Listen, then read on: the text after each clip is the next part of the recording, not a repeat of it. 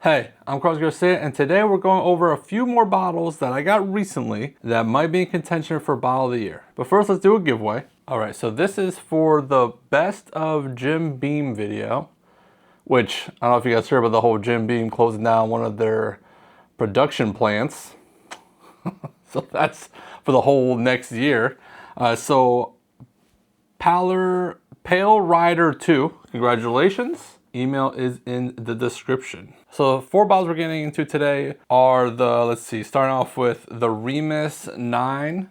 So I'm still waiting on trying to get the Gatsby, which again, they release this stuff at the end of the year. They make it, they don't. But this is the newest one. This has 10-year-old bourbon, some 11-year-old bourbon, some more 10-year-old bourbon, and 7% of 19-year-old bourbon. Most of this 9-10 years old. And I'm just reading off the receipt, which I usually don't do, but in the haul videos I do. But I just picked these up the other day. The Remus Repeal is 80 bucks. I'll just go over the prices real quick. The Kings County is 93. The Redwood Empire is 120. And the non-bourbon, the Found North Snow Day was 110 plus shipping. If you guys aren't aware of King County, it's out of Brooklyn, New York. I actually went to this distillery a few years ago, 3-4 years ago. I wasn't that impressed with this, and so I've kind of been staying away from their bottles. But my buddy Ryan said this was one of the best bottles at a bottle share the other day. So I was like, I'll buy it. Sure, why not? So this is 80% New York corn, 20% UK malt, aged 5 years or more, batch 20,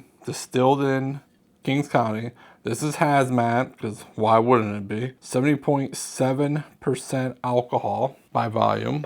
And when I was pouring, so these are all new. I haven't tried any of these, but when I got them all, I obviously did the samples. And one thing I wanted to show was, look how dark the one is compared to other ones. I don't know if you can see this, but this one is much, much darker than the other ones. At least I can see it. Hopefully you guys can see that on the camera, but that's this one. Good thing I use dark lens. Okay, so then this Redwood Empire, Connecticut, at least in my area, we got 2 different single barrels of these Haystack needles from Redwood Empire. This is a 119.8 proof. The other one was a little bit lower proof than this one. 4 grain, it's 72% corn, 18% rye, 5% wheat, 5% malted barley, 8 year, 3 months. All the details in the back of it, so you guys can see. And then, so these are all bourbons, obviously. I got the Found North Snow Day cash strength whiskey, aged 10 year, 57.5% BAV or ABV in the mail the other day, and I wanted to really try this, so I threw this in here too. Now this says it's a blend of 10-year rye, 20-year rye, 22-year rye, 15-year corn, 20-year corn, and 22-year corn. Obviously, the youngest thing in here is 10 years, but it goes all the way up to 22 years old. Product of Canada. We shall see how that is. So let's get into the blend. Get to the nose on A. All right, so A on the nose, not my favorite nose. So got some peanut butter, but it wasn't like the sweet peanut butter. So I wrote like organic peanut butter, like healthy peanut butter. I don't know. But it wasn't like sweet, overly sweet peanut butter. Very bread doughy and some red fruit. But the bread doughiness is the main note in A. Let's go to B. Okay, so B on the nose, funky, wheat, overall pretty light. There is some red fruit there. Overall, it's actually pretty decent. I know maybe the notes I was just saying weren't the best, but I actually thought it was pretty good. Just hard to explain. Because again, when it's light and not intense, it's a lot harder to try to pick up the notes. I don't know. Okay, let's go C. Okay, C has a very unique nose. Very dark fruit forward. Those raisins, dates, plums, like dried fruit. Specifically the raisins, sweet raisins. Oak, spice, pretty good. I'm just gonna check all 4 bottles real quick. I don't know if this is cheating, but I probably should have said this in the beginning anyways. So let me check real quick. So the reason I want to check was my suspicion that one of these, probably C, based off the nose, is finished in port. And I get a lot of those dark notes like I just got off of the port. I know this is supposed to be blind, but I should have probably said this in the beginning anyways. So the Snow Day is a high rye blend of 10 to 26-year-olds. What? That's strange. So it says it's a high rye blend of 10 to 26-year-old whiskeys aged in port and new American oak. Enjoy the snow, celebrate winter, enjoy the whiskey. But then it goes off the 6 different things in it, and none of it says 26-year-old because I read them off earlier. What does that mean? Anyways, that's not the reason I went to go look at the bottles. I just figured one of these was finished in some kind of red wine thing, and I wasn't aware of it. So I didn't know if it was, I knew it wasn't the Remus, but it could have been maybe any other ones. Anyways, I just wanted to be more clear on that. A hunch that I know what C is now. Let's go to D. Okay, D's way more crafty than the other ones. A lot of spicy, woody notes. And I wrote melon because there was some kind of fruit note that wasn't like dark fruit, red fruit. I couldn't pinpoint it, but I think it's in that melon category. But very crafty and a lot of spice and wood on D. So get into the balance. All right, that first sip was not my favorite. It's first sip of the day. Let me just go right to the second sip before I say anything, I guess. A little disappointed in whatever A is. And the thing is, like, I just bought these at the end of the year. I'm like, man.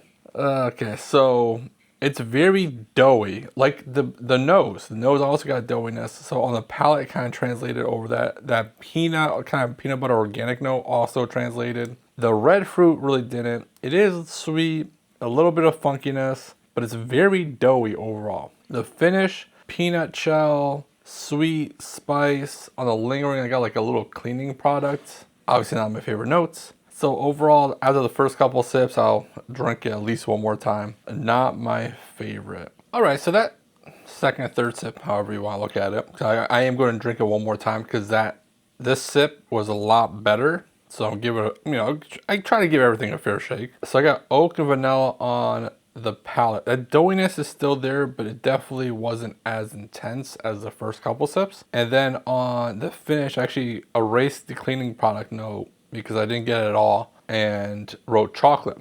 It's a quick finish, but that chocolate note was actually pretty decent. That sip saved it. So we'll see on this other sip if it does better.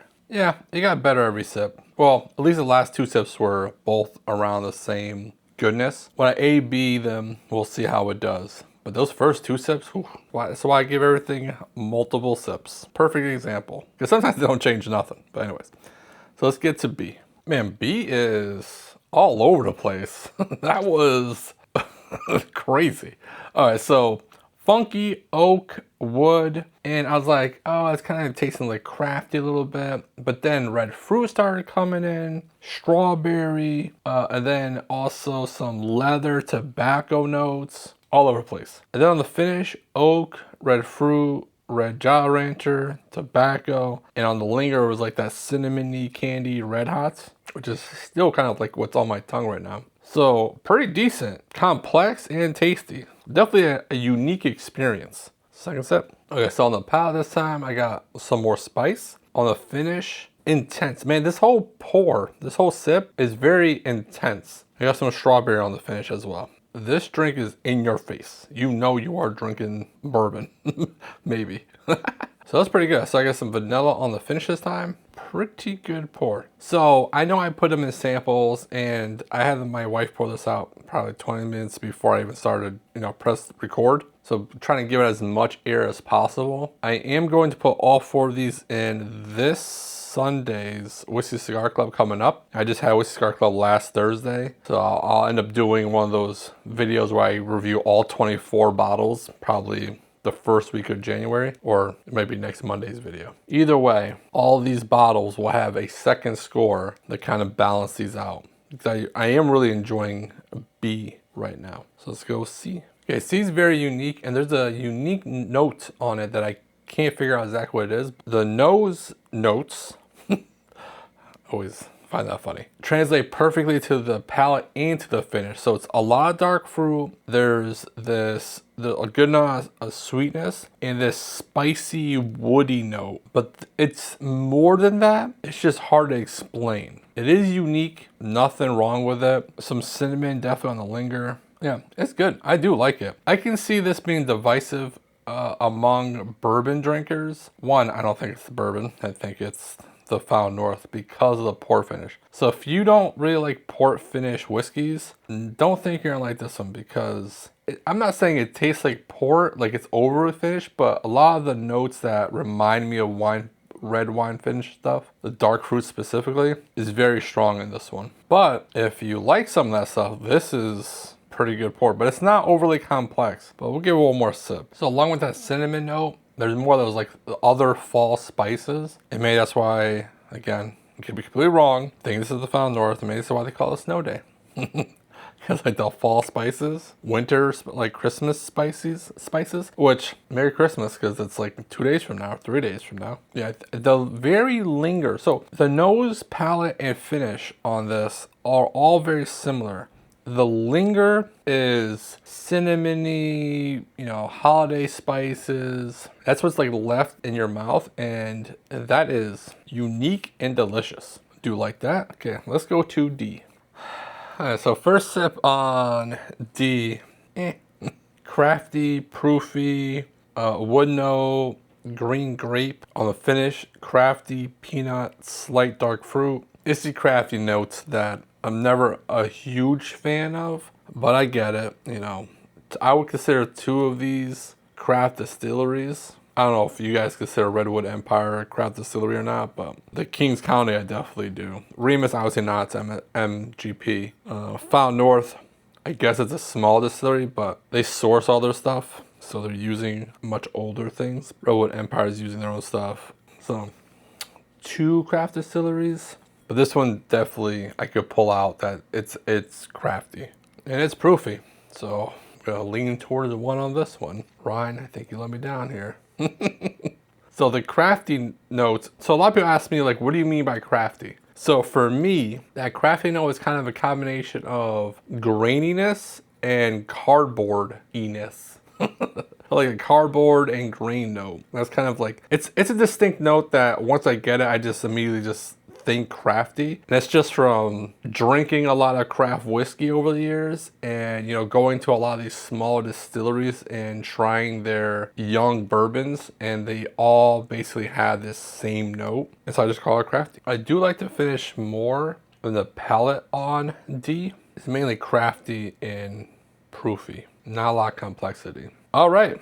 Well, any of these making my top 25 list? Doesn't look like it. What I'll do now is stop it here and go back and forth, see if I get any new notes, and come back with some scores. Be right back. Went back and forth and got some scores, and I did get some new notes on this little guy. But first, let's do a giveaway. If you want to enter to win 2-ounce samples of all 4 of these, like the video, subscribe to the channel, and comment. I was gonna say not 25, because I don't think I'm gonna make my 25, but I'll do what I did the other day. So let's see. RRFK. RRFK. Am I still anything wrong? So count the letters RRFK. Okay, so in last place, Kings County, Ryan, what are you doing to me? That crafty note is not my favorite note.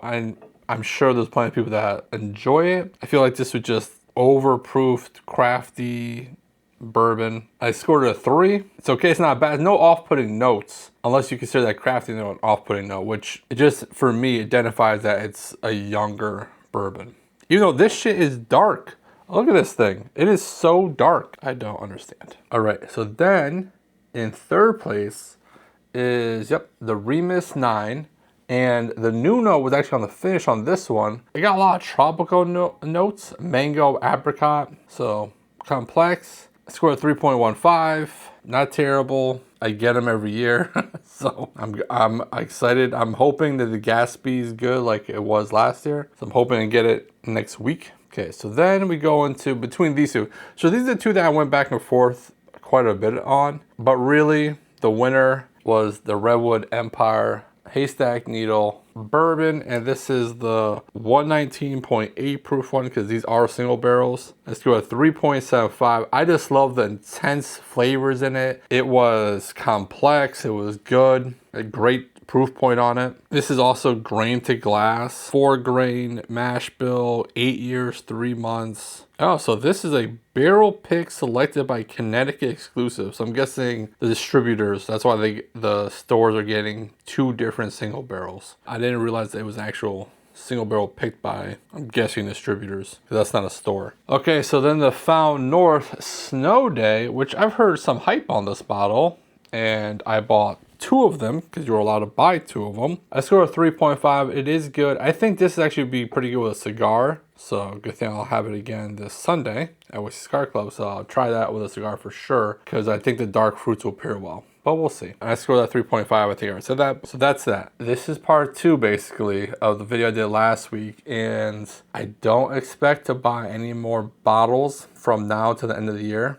Except for, I know I'm buying 1 scotch, but I do plan on going a little hunting tomorrow. So we'll see if I find anything. But my plan over the next couple of videos is to scour around here to make sure that there's no bottles I'm missing that I need to review and open up. So those should probably be the next couple of videos. I do have a rye coming in, but I'm hoping to put that at Whiskey Cigar Club this Sunday and check it out. Sorry for the late post. It's been a little crazy around here. I became a godfather for my nephew a couple days ago. Actually, yesterday. That was yesterday. And then, you know, work and everything and the holidays. So I actually wanted to record this video like 6 hours ago, and it's like, I think 11 p.m. on Monday night. So I'm gonna go edit this and post it. So you guys on the West Coast, you'll get it at least on a Monday. But I do plan on getting Wednesday's video out early so that it's before any kind of like holiday stuff that hopefully you guys are doing and stuff. So anyways, don't do nothing stupid. And if you do, don't get caught. Bye.